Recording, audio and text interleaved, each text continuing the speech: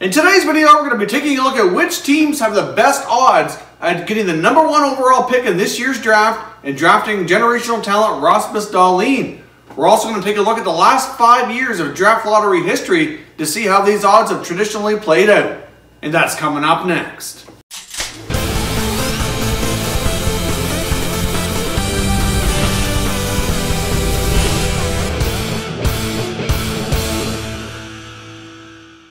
Welcome back to another video here at Top Shelf Hockey. If you're new to the channel, thanks for stopping by. We review and discuss all 31 NHL teams. So if you're a huge hockey fan, consider subscribing and clicking the bell so you don't miss anything. So let's jump into today's video. As I mentioned off the top, I want to discuss which teams have the best odds at drafting Rasmus Dahlin #1 overall this summer in Dallas, Texas at the 2018 NHL Entry Draft. It's a pretty well foregone conclusion that Dahlin will be the consensus #1 pick, regardless of which team's lottery balls are fortunate enough to be pulled out and given that selection. So obviously, let's take a look here at the current standings, and we rank these teams from who's in last and go from there. Obviously, right now, the Buffalo Sabres have the best odds, 18.5%. Next up would be the Ottawa Senators, followed by the Vancouver Canucks and the Arizona Coyotes. So obviously, those four teams kind of have the best odds. But if we take a look back at history here, it's going to show that really odds are not always favorable. Obviously, we take a look at the percentages and the odds of winning the pick,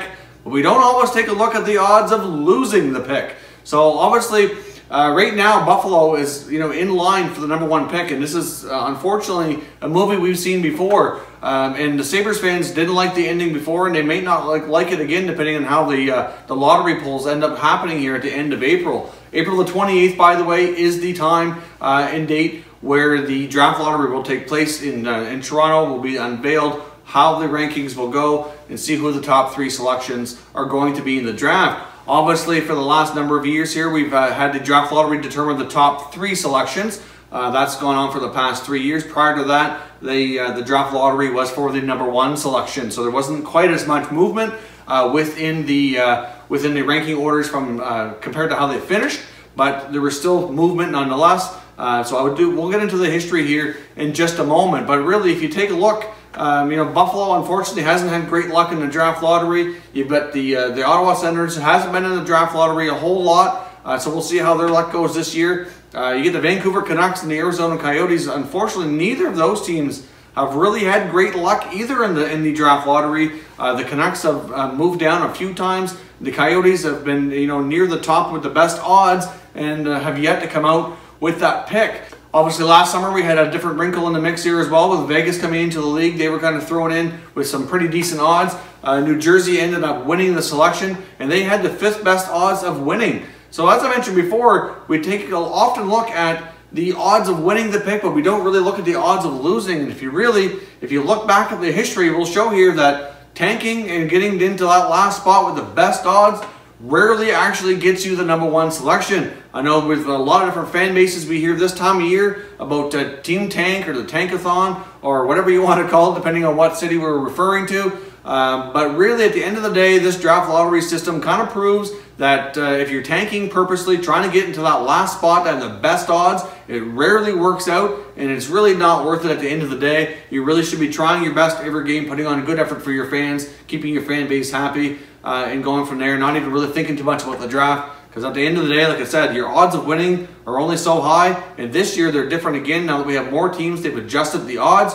In previous years, the the team that would have the best odds had a 20% chance of winning, and this year it's 18.5. So the odds are even slimmer. So let's take a look here at the history. We're going to go look at the past 5 NHL drafts, 2017 back to 2013. We'll start at 13 and work our way up, and we'll take a look at how these teams finished and who actually ended up getting the #1 overall selection. So starting back in 2013, obviously back then they didn't do the draft lottery for the top 3 spots. They did the draft lottery for the #1 spot, and once that spot was determined, the other teams were adjusted accordingly depending on who the successful winner was. So back then, that season, the team who had the best odds and finished last in the league was the Florida Panthers. Next up was the Colorado Avalanche. The Tampa Bay Lightning were the 3rd worst. Nashville were the 4th worst. Carolina was the 5th worst, and so on. I could go on here for the rest of them, but there's no point. The team that ended up winning the draft lottery that year was Colorado. Now, obviously, Colorado went on to select Nathan MacKinnon with that draft choice. and they won the lottery. So they were the second worst team, so they had the second best odds of winning the pick that year, and they won it, and the Florida Panthers, unfortunately, did not get the selection. Looking back at that draft right now, I think for the most part, teams are fairly content with their draft selections that they ended up getting. There was a lot of good players at the top of that draft, with McKinnon going #1 to Colorado. Now let's take a look at the 2014 draft, which was the last year that they did the selection just for the #1 overall pick.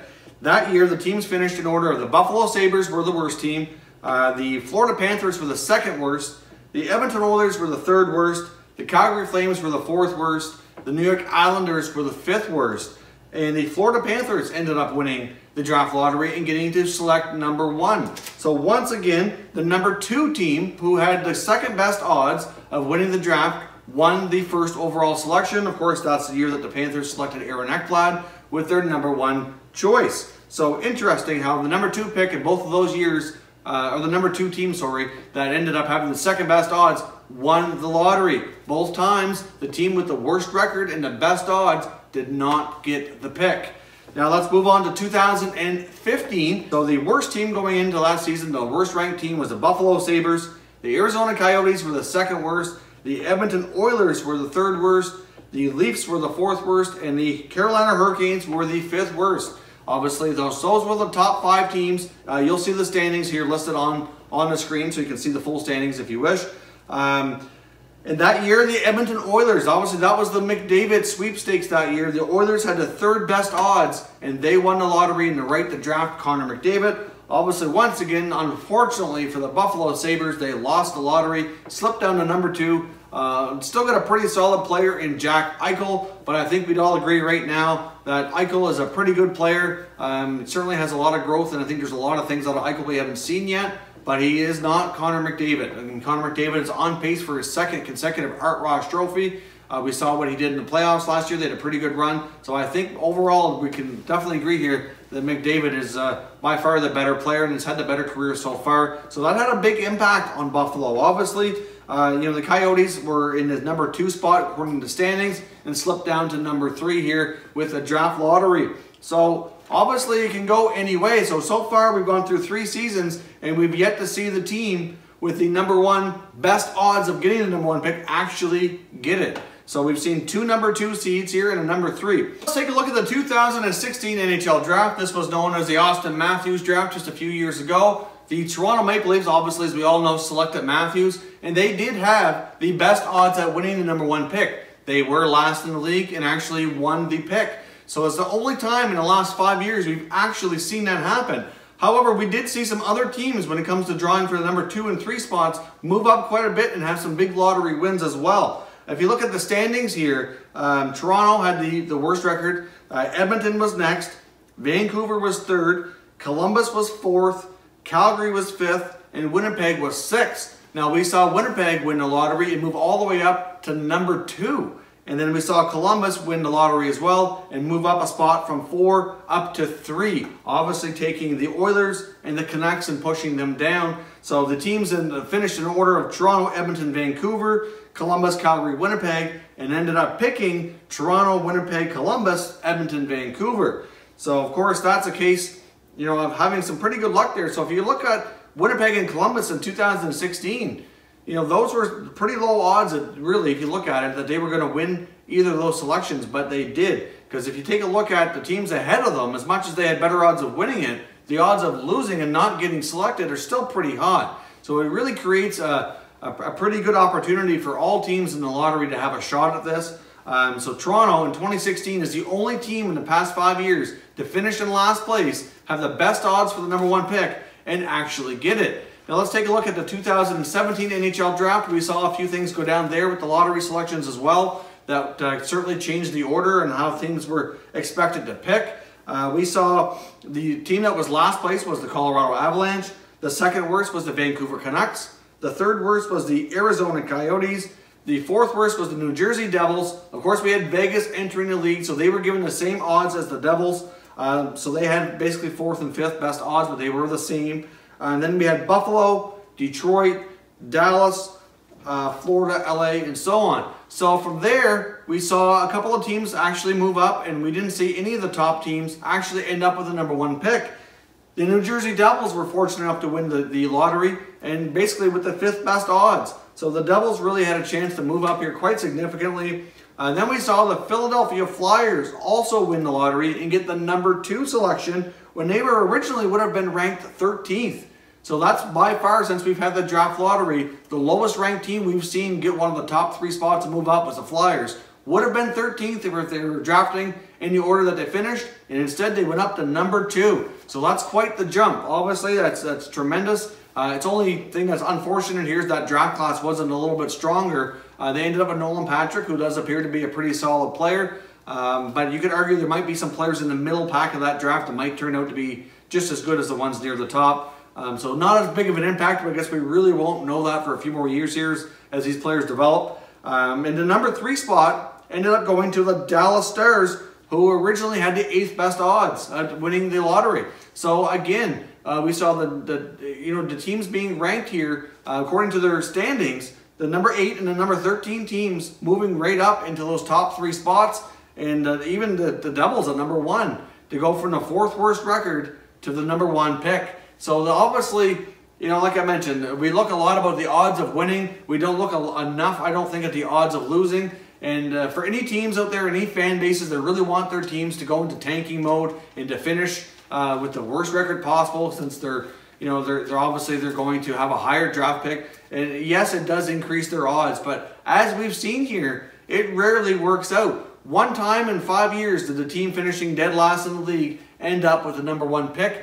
So just to do a quick recap here and who got the number 1 pick, we've seen on 2 occasions the team that was the 2nd worst get it. We saw on 1 occasion the 3rd worst team get the pick. On 1 occasion, the worst team get the pick. And then last year, the Devils had the 4th worst record and they got the pick. So really, so far based on history here in the last 5 years, you could argue that the odds are decent really that anybody in those top 4 to 5 selections have a pretty good chance at getting the number 1 pick. So there's no guarantee here by any means that, for example, with the Buffalo Sabres being last, that they're going to get the pick. Now, of course, they've had some pretty rotten luck here in the draft lottery, so it would be really great for that team and that fan base to actually win and get the chance to draft a talent like Dahlin. I mean, mind you, the number 2, 3, 4, 5, 6 players in this draft rankings are still very solid players, but I have a very strong suspicion here in a few years' time when we can look back that Dahlin is going to be head and shoulders above the rest, kind of like what we've seen with Connor McDavid in that draft class as well. If you want your team to tank to win the lottery, you might as well forget it, because the odds are going to tell you here it's not in your favor. So at this point in time, you could probably make an argument that even though the Buffalo Sabres are last in the league, that the Senators, the Canucks, the Oilers, the Coyotes have just as good a chance at winning the lottery and drafting number 1 and getting the right to draft Rasmus Dahlin. Now, if you missed it before, we've run a couple of mock draft videos on this channel here where we've gone through a website called tankathon.com where you can simulate a lottery draft and see who the picks are going to end up being in what selection order. We've done it a couple of times and then completed a mock draft of the top 10 picks. If you missed either of those videos, there'll be a YouTube card up here with a mock draft playlist that you can go watch and enjoy that and let us know what you think. If you're new to the channel, I hope you consider subscribing. We cover all 31 NHL teams. There's plenty of content here for all fan bases to enjoy. If you haven't done so already, consider checking us out on Twitter. You're going to find our Twitter handle on the screen right here. We're very active on Twitter, so please check out that account. As always, thank you very much for watching, everybody. We'll catch you next time.